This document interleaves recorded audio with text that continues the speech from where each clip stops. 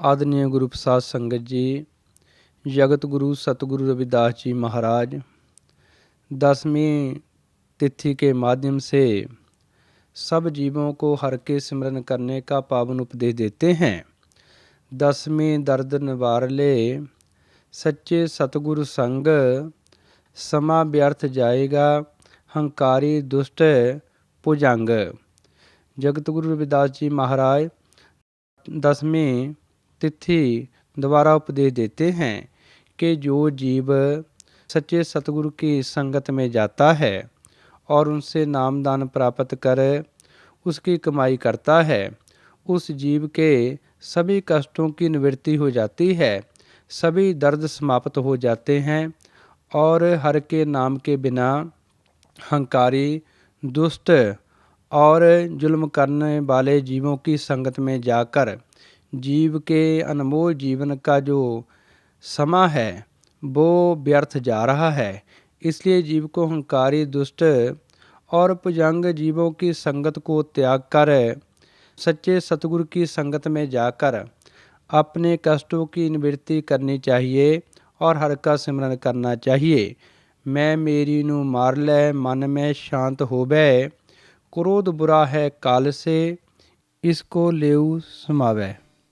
मैं मेरी के अहंकार को अपने भीतर से समाप्त करना चाहिए और हर का सिमरन करने से जीव के मन में शांति सच्चा सदीवी सुख प्राप्त होता है।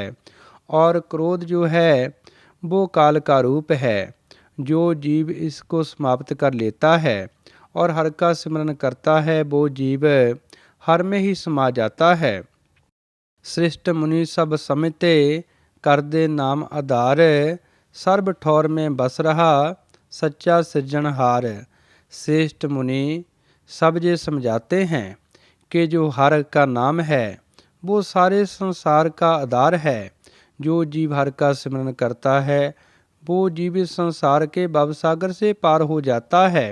जो प्रभु है सच्चा संसार का सृष्टि करता है और वो सर्वठौर संसार के कण कण में व्यापत है। इसलिए हे जीव तू सर्वव्यापी सृजनहार प्रभु का सिमरन कर। 10वीं दिशो दिस बस रहा सारे है करतार, हर हर तुलना प्राणियां कह रविदास विचार। 10वीं तिथि के माध्यम से सतगुरु जी उपदेश देते हैं कि जो करतार है वो दशों दिशाओं में संसार के कण कण में व्यापत है और हर घर प्रभु के नाम के तुल्य इस संसार में और कोई वस्तु नहीं है। सतगुरु रविदास महाराज जी विचार कर सब जीवों को उपदेश देते हैं कि जो जीव इस संसार में आकर हर का सिमरन करता है वो जीव इस संसार के भवसागर से पार हो जाता है। जय गुरु।